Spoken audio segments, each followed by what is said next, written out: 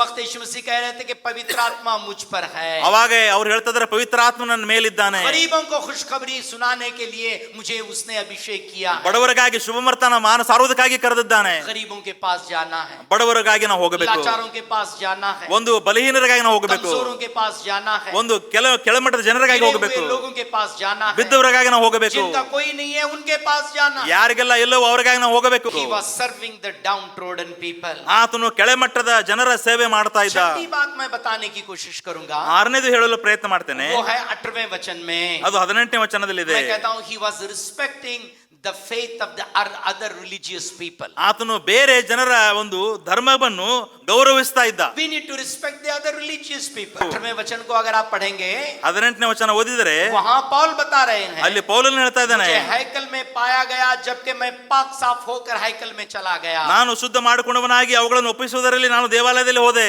यहूदी अपने खुदा के घर में जाते तो हाथ पैर वगैरह धोते थे. ಯಹೂದ್ಯರು ದೇವಾಲಯಕ್ಕೆ ಹೋಗುವಾಗ ತಮ್ಮ ಕೈ ಕಾಲುಗಳನ್ನು ತೊಳಿತಾ ಇದ್ರು. पौल वो कर लिया, ಪೌಲನು ಅದನ್ನು ಮಾಡಿದ. वो विश्वास नहीं था उसका, ಅದು ಅವನ ನಂಬಿಕೆ ಆಗಿರಲಿಲ್ಲ. लेकिन दूसरों को इज्जत करने के लिए, ಆದರೆ ಬೇರೆಯವರನ್ನು ಗೌರವಿಸುವುದಕ್ಕಾಗಿ, दूसरों के अकीदे को एहतराम और हॉनर करने के लिए ಬೇರೆಯವರ ಆ ವಿಶ್ವಾಸ ನಂಬಿಕೆಯನ್ನು ಗೌರವಿಸುವುದಕ್ಕಾಗಿ पौल करना शुरू कर दिया. ಪೌಲನು ಅದನ್ನು ಮಾಡಿದ. हम भी ऐसे करने वाले होना ನಾವು चाहिए. ಕೂಡ ಹಾಗೆ ಮಾಡಬೇಕು. Respect the religious faith of other people. ಬೇರೆಯವರ ಆ ಧರ್ಮದ ನಂಬಿಕೆಯ ಮೇಲೆ ನಾವು ಗೌರವಿಸಬೇಕು.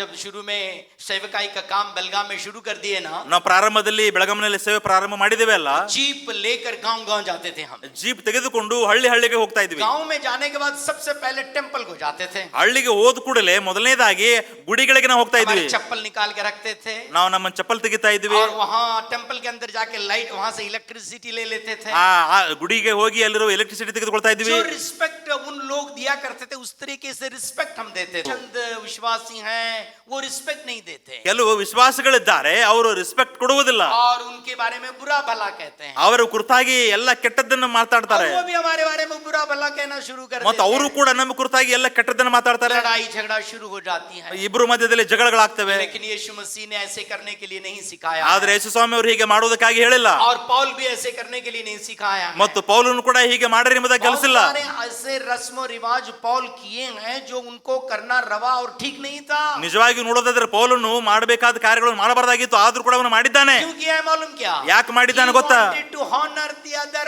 faith of other people. ಯಾಕಂತ ಹೇಳಿದ್ರೆ ಬೇರೆ ಧರ್ಮದ ನಂಬಿಕೆಯನ್ನು ಗೌರವಿಸುವುದಕ್ಕಾಗಿ. So we need to do that. ಅದಕ್ಕಾಗಿ ನಾವು ಅದನ್ನು ಮಾಡಬೇಕು. So that we will build the relationship with the other people. ಅದರಿಂದ ಬೇರೆಯವರೊಂದಿಗೆ ಒಳ್ಳೆಯ ಆರೋಗ್ಯ ಸಂಬಂಧವನ್ನು ಕಟ್ಟಿಕೊಳ್ಳಬಹುದು. सब पूजा वगैरह करके कुछ पेड़ा वगैरह दे देते हैं ना, ಯಾರಾದರೂ ಪೂಜಾ ಎಲ್ಲ ಮಾಡಿ ಪೇಡೆ ಗಿಡೆ ಏನಾದರೂ ಕೊಟ್ರೆ प्रेज द लॉर्ड बोल के ले लेना, ಪ್ರೇಸ್ ದ ಲಾರ್ಡ್ ಎಂಬುದಾಗಿ ತೆಗೆದುಕೊಳ್ಳಬೇಕು. उनको honor कर रहे हैं. ಅವರನ್ನು ನಾವು ಗೌರವಿಸುತ್ತಾ ಇದ್ದೇವೆ. विश्वासी हैं उसके बारे में वो ये कहना शुरू कर देते हैं. ಕೆಲವು ವಿಶ್ವಾಸಗಳಿದ್ದಾರೆ, ಅದರ ಕುರಿತಾಗಿ ಅದನ್ನು ಇದನ್ನು ಎಂಬುದಾಗಿ ಹೇಳ್ತಾರೆ. Let us respect the faith of the other religious people.